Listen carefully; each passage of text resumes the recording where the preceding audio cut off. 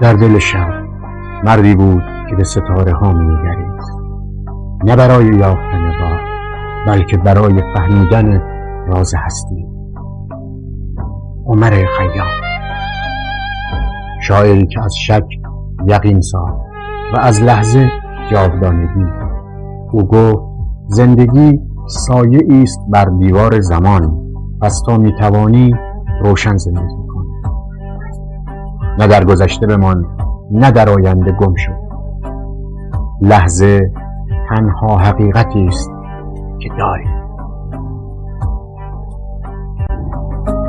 گویند روزی عمر خیام در حال نوشیدن شراب بود که ناگهان جام شراب از دست او افتاد و شکست.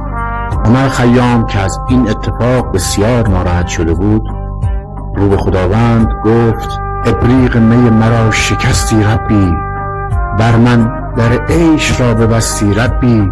من می خورم و تو می کنی بدمستی، خاکم به دهن مگر که مستی ربی.